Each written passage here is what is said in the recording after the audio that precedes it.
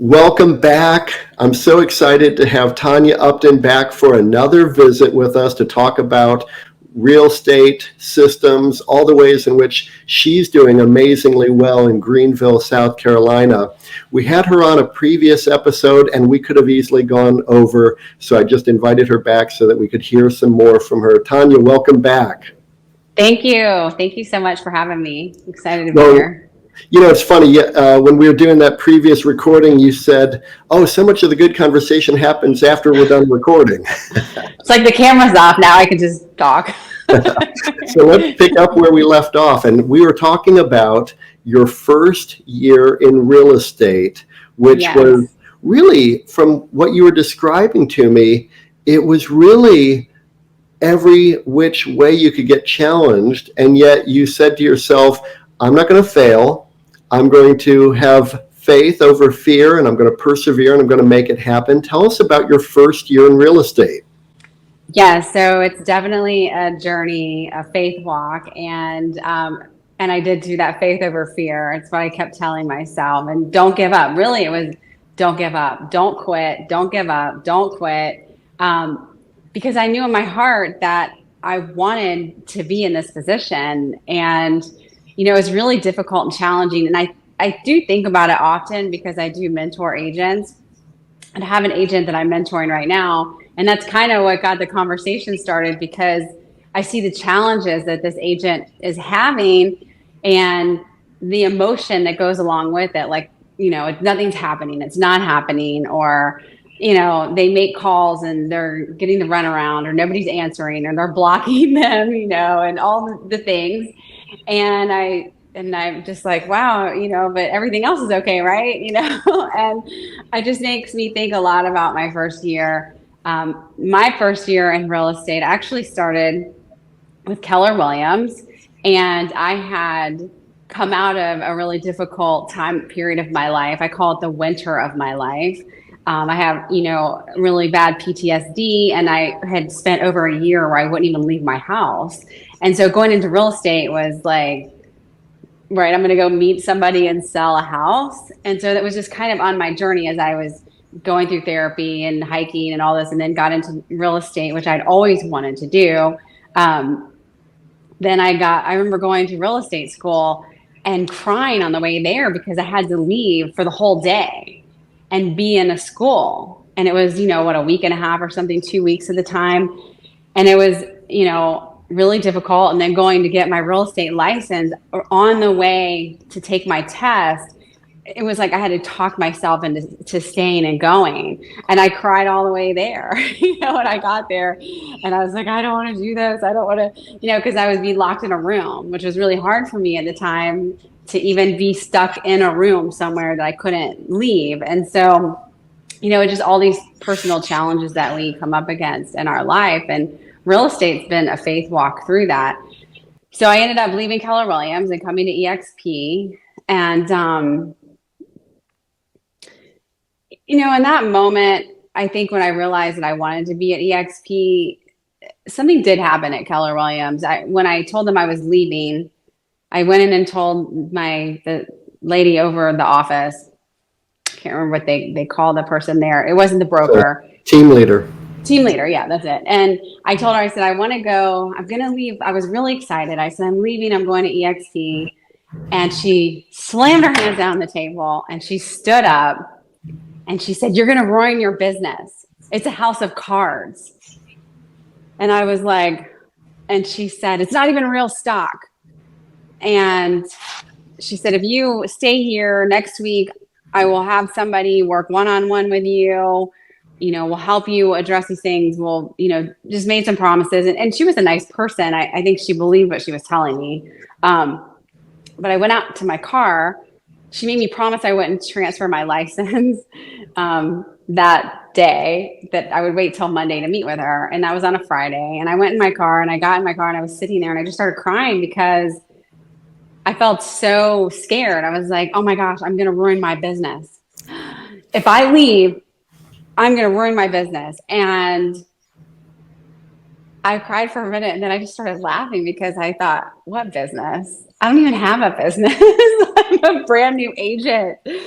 And I went straight home and transferred my license because I'm never going to let anybody use fear to control me. Good for you. And so ever again, right? I've done that in the past, right? So then I was like, that's it. And I transferred my license and went to 𝐕𝐈𝐃. And so I'm at 𝐕𝐈𝐃, and then I had a full-time job at the time. A lot of new agents have to, have a job. Yeah, they have to make ends meet. Yep. So I had a full-time job, and I figured out a way to generate a ton of leads because I was so driven with my real estate that, I knew that I had hours before I went to work. I knew I had my lunch break, and I knew I had after work into the evening. And so I had a very specific schedule. I hated Facebook. I hated social media. I decided, well, how else am I going to get clients? Because I work. And so I created my Facebook and Instagram and just really started working in that area. And I figured out a way. I got a ton of leads. And I would I met up with a lender that loved to be on social media too. And so I was taking those leads and connecting them to the lender inside of Facebook Messenger, because that's where I met them. And so I would get up before work for like an hour or two, and I would work in my Facebook, connect them to the lender, follow up at lunch on my lunch hour, and then the evenings follow up, and then eventually was showing some houses in the evenings. Wow. I hired a transaction coordinator because I had a full-time job. I wanted to make sure somebody else's hands and eyes were on the file. And this also transaction coordinator happened to be a mentor. So she was mentoring me at the same time. And this is where everything starts going crazy. So I'm like getting all these leads. I have this set up, and it's weird because I have leads, I'm connecting them, but I'm not necessarily getting a lot of business out of it. And I'm like, I'm client here, client there. And I did this. So I came to 𝐕𝐈𝐃 in June. And so by August, I was like, I got a pretty big following on social media. I'm really working this whole strategy. And then in October, I got sick. I'm a cyclist. I like riding my bike. And I wasn't able to keep up with everybody. And I'm like, what's going on? Something's wrong with my bike. Like, I was having a hard time. And I was getting sick after riding my bike. I would feel like somebody punched me in the stomach, and get really nauseous. And my heart rate was getting, like if I climbed the stairs, my heart rate was getting too fast. So I kind of hit this health crisis. And that went on from October, and it just got worse and worse. And I would go out and show houses and literally go from my car, and then I would be in the kitchen. I would just lean up against it. I'm like, go ahead and look around, because I felt like I was going to pass out. And like even going to work in the morning, I would get up and, go in the bathroom, sit down and get ready. Because if I stood up too long, I would get dizzy and sick, and nobody could figure out what was going on. I went from neurologist, cardiologist, all kinds of specialists. And, it was just trying to figure it out. And so this is all still in your first year. This is in my first year, yes. Because when I started at Keller Williams, I wasn't there long. I was only there maybe a month or two. So this was like, maybe I went to Keller Williams like in March, and then June I came to 𝐕𝐈𝐃, and then by November I'm sick. And in the interim of hiring that transaction coordinator, getting sick, my partner, best friend in life partner, he went back out into addiction. And so I felt like, I was doing that thing that some of us don't really know, enabling, because I wasn't like, that's it, go, I was like hiding his wallet and trying to like keep him from, help him, but just trying to hold it all together. And it was really difficult to watch him suffer and go back out into full-blown addiction, and felt like I lost my best friend. And in the time that I was really sick and needed my best friend and to be supportive. Right. And so it was really difficult. And I was at the doctor's one day, actually in the hospital, because sometimes my heart rate would just be crazy. And so I had to go, and I get a phone call from somebody that's really closely involved with this lender, and said that the other girl, that my transaction coordinator had become big buddies with my lender, and they were taking my leads and giving them to her best friend. Wow. And I was like, no way, like you can't, like, and I'm like, well, that makes sense because of all the people that did it. And then I had a person call me that I had found through social media and went through this process. And they said, hey, the lender that you were talking to they said that you weren't the best agent to use. And so they connected with this other agent. But when I connected with her, I really didn't like her because she was just sloppy and she smoked, smelled like cigarettes, and she just seemed raspy and didn't really, he's like, I just didn't understand what was going on. I thought I would tell you. So I still, even years later, I've gotten calls from people that told me that they were told to use another agent that time. Unbelievable. Yeah. And so it was just betrayal, a Yeah. heavy loss of my best friend, a full-time job, a health crisis. And I mean, you know, I kept thinking, I'm not going to be able to survive. Like I'm sick and I'm getting worse and nobody can figure it out. And, I remember just sitting there crying one day in the shower. I was just like, I got to go to work. And it takes everything I have to like go from my car when I get to work to my desk to sit down. And my brain was starting to get foggy and there was just a lot of things happening. But we finally figured out what it was and I ended up needing surgery.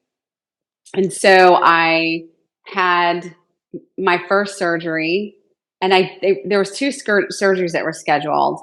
And my first one, and then when I had my second one, they realized that the first one didn't go as planned. It didn't take care of everything they need to take care of. So I was going to have another one. But I went into my office for my second surgery and turned in a form that said I needed a biopsy. And they fired me within 30 minutes. So I was fired from my job. So you're fired from your the regular paycheck that you were relying on. Yes. Wow. And that sounds a little ruthless. It was horrible because within 30 minutes, I was fired, turned in a biopsy form. And they said, we're not firing you for production. We're firing you for attendance. And I said, I have doctor's notes. And I was in sales. And so my production levels were good. I was getting clients. And even through all of that, I remember being in the hospital at times and I would be calling my calls I needed to make for my business. Mm-hmm. You know, I didn't let one affect the other, you know, and so. No, that was just really that was a corporate maneuver because all of a sudden they were fearful that this employee was going to suddenly become a medical expense. That's right. Yeah, it was really rough. Yeah, So it was tough. But you know, I believe the first year of my real estate, I always think of it like this. I always think of it, God just wringing me out. And I just feel, you know, like he's just wringing out my doubt, wringing out fear, wringing out insecurities, wringing out the things that I can't make it, I can't do it. Well, he was taking away everything that you would rely on but him. That's right. Wow. You know, and I knew in that moment that, I mean, not in that moment I was pretty scared, but, yes, of course. Wow. You know, because my real estate business wasn't blowing up or anything. And I don't have a safety net. I'm not a trust fund baby. I'm not a rich kid. My parents don't pay my bills. I don't have a husband pay my bills. It is me. I was a single mom. I came out of a horribly abusive marriage a couple years before that. I mean, it was just me, like with nothing, just trying to figure it out. So It wasn't, you know, it wasn't a cakewalk. And so, you know, the interesting thing about this was the year that USDA went down over the winter. And I had one client that I had gotten under contract right before USDA shut down, the USDA loans. And right after I got then fired from my job, I went back to my doctor and they said, yeah, you're going to need another surgery. And I sat in the chair and started crying because I had literally like, after my bills, after the last paycheck, I think I had like $5 in my pocket. And I was scared because I was so afraid of that surgery because I thought it didn't work the first time. I had a thought sitting there. I was like, I could die. Right. Like this. And so the $5 didn't seem, or $10 in my wallet didn't seem as scary as dying, but it was all very scary. Yeah. And, you know, my doctor looked at me and he said, we're going to cover the surgery. Wow. We're going to cover the surgery. Wow. And I just couldn't believe it. I was so thankful. And the surgery worked and I got better. And then USD opened up and my client closed. And I was so happy for them. But I also was like, wow, God, this is all part of your plan. And so then it just became I lived closing to closing to closing. And every time when I got down to, like my last dollar, I paid my bills and then I have a closing. It just taught me not to worry. Don't look at the bank account and just get up and do your best every day and trust God because it's all going to work out. And it does. And it did. Even I still am on that, up and down, because then I was like, oh, I think I'm going to start a team. And now I got to do, all this. This is a couple years, 6 years later. But yeah, that was my first year. And it was terrible, and even going through all of that and not having my best friend there, to go through it with, and I'm sure you were all of the challenges. You were both missing him and fretting and worrying about him because he had fallen back into addiction. And then you have your own health scare that you're dealing with, only to be abandoned by your employer from your day job. Yeah. Wow. And this is where EXP really spoke to me at the end of this year, of the year of going through all of this. I think I really bought into the model because not one person came and paid my bills during that time. Nobody came to pay my bills. Nobody, I didn't even get a food train. I had one of my girlfriends brought over some meals, but not even my EXP family didn't, and it's not that anybody owes anybody anything, but I remember thinking all these brokerages, if you go and you're at Keller Williams or you're at EXP or you're anywhere, the people there your broker's not going to pay your bills. Gary Keller's not going to come in and pay your rent, your mortgage, your food, insurance, none of it. No matter where you go. I mean, people are so distracted. People are sort of, tunnel vision with whatever trouble they have dealing going with. on. Yep. And that's where revenue share came in, because I knew in that moment, I thought I need to build a revenue share. Because it's not if something happens again in life, it's when. Right. And I want to have some revenue share coming in. And yes, there's other revenue share models, but I've looked into them and I have picked them apart with a fine-tooth comb. And they don't offer everything that EXP has: longevity, stability. What we have, they can't and they won't. And so I have stayed very focused and worked on my revenue share. And that was my first year, and things have happened since then that have literally taken my feet out from under me. And during those times I had revenue share, and thank God, thank God when those other things happened that I did have revenue share. That's a whole nother, story. It is. And I've benefited from that. And I've been in my past, I was with Keller Williams Realty. I was told recently that I'm still one of the top 200 profit share earners of all time at KW, which, wow. Okay, great. Thank you. But ultimately, I had to go out there and make things happen in order for that to ever come to pass. That's right. And no matter what it is I'm trying to achieve in life, I look in the mirror and that's the guy who's in charge of making it happen or not. That's right. And no one is going to come and save you, as much as we hope and wish. And we'd love it if that was the world we live in. And yet people are just so busy. Right. And they're not even necessarily aware of what somebody else is going through. And I don't blame them. They're not trying to not be there. It's not that. I mean, there's only one Savior, and God was with me every step of the way. I know. I love that footprints quote, the one about where a person was walking hand in hand with Jesus on the beach, and then there's a period of time where there are only one set of footprints, and the person's like, Jesus, where were you? And he was like, that's when I was carrying you. Mm-hmm. Yeah. So, but the reality of it is you got through it. Yes. And you made it can't happen. fail. That's where I came up with, you won't fail if you just don't give up, don't quit. And that's what I kept saying over and over: don't quit, don't quit, don't quit. Just keep going, keep going. Just, there was days it was like, I don't know if I'm going to live through the day. And I was on my phone or, on my social media. And I ended up getting named #1 on social media by Property Spark for South Carolina. And then I ended up on that list 2 years in a row. I think 1 year I was #1 and the next year I was whatever. And then I got in the top 50 in the nation, and that was from all that hard work. Yes. And people just don't see that. They don't know. They're like, "Oh, how'd you do that?" And I'm like, because I was in the hospital on my social media, right? I'm doing what you weren't willing to do, and not to slay anybody, but some people were just like, "How did that happen?" And that's a whole other thing. Yeah, well, They're and always it's like, "Oh, you're interesting. lucky," but no, you work hard. Right. And you can never begrudge anybody else for what they have because you don't know what they went through to get it. No idea. Yeah.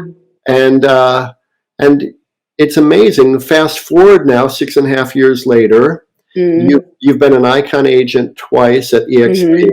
Yes. And for those listening, watching who don't know what that means, it means that not only did you cap, meaning you're now on 100% with the company, but then you did enough other additional transactions that you earned an award where you were then given that entire cap back in stock. That's right. So in essence, and I got a trophy, which I could care. I don't care about trophies. I don't know. It's in a box in storage. I don't put them out. And it's funny because I have agents come and they're like, "We should get awards." I remember, a couple of years ago, before EXP started regionals and stuff, they're like, "We don't get awards." And I'm like, "You get stock awards. Like, who cares about a trophy? I don't have my childhood trophies, and I'm certainly not keeping this one collecting dust. I don't care about stuff." I was just cleaning out one of my closet storage bins, and I found a whole bunch of past awards that I had received that are still in their plastic Ziploc bags that they were given to me in. Imagine if those were stock awards, how much they would be really worth right now. Exactly. And stock is real. Unlike what was told to me that first year, it is real. I have taken stock out whenever I got through my health crisis. I don't know, like a year later, somebody says, "Have you looked at your stock awards?" Because I had these medical bills still from that. And I was like, "No."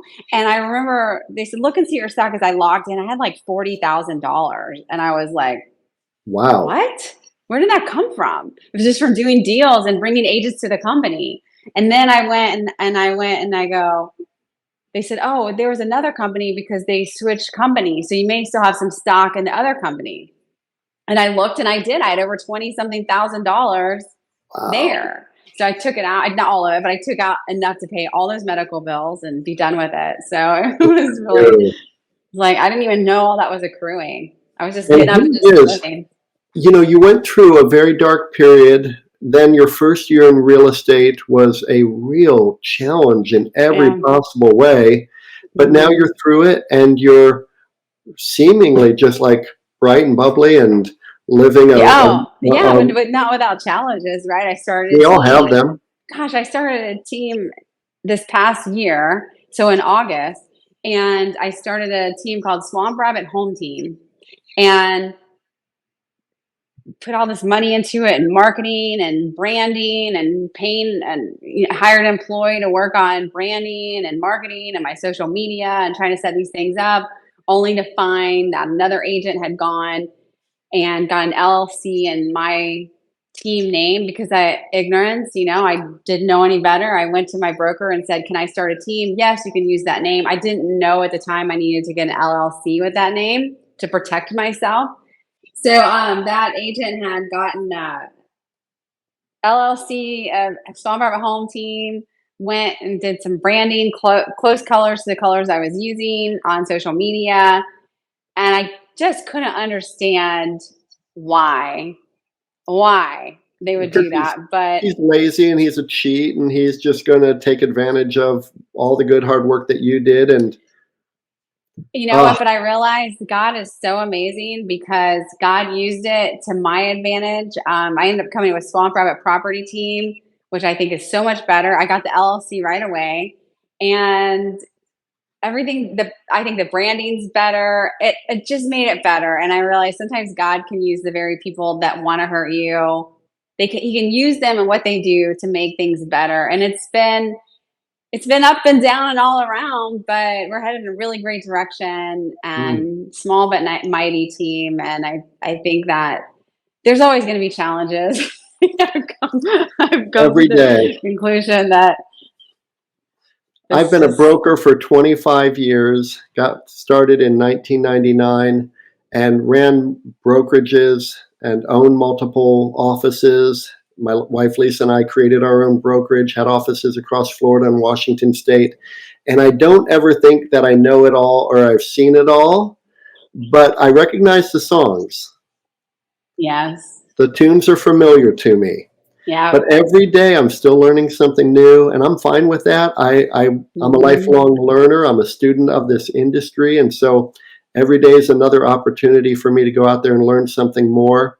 I commend you for your perseverance. I mean, it's... Thank you. Wow. I don't know how people go through stuff like that without God. I found him in my dark place though, right? Like, or God found me, or God saved me. So, I mean, I was in the darkness before, but I don't know. It would have been really hard to go through my first year the way I did. And a couple of years after that, it has not been all sunshine and roses and a walk of course, the perfect walk. But I am thankful for my revenue share and stock and going through what I've been through, because it's made me tough and resilient. And I know that you won't fail. If you just get out there and do it and get up every day, no matter how hard it is or what you're facing, and don't quit, you will be successful. It will work. I know that people are going to want to reach out to connect with you. Twitter, Instagram, LinkedIn. What do you do? What's your preferred? I love Instagram. I'm an Instagram girl, so they can find me at Upstate Upton on Instagram. Okay, perfect. And what's a good phone number for you as well? 864-417-1837. This has been another fantastic conversation with Tonya Upton. Thank you so much for being here. Thank you. Thanks for having me here. Appreciate it's my pleasure. We will have you back again, I can already tell. Thank you. Have a great day. You too.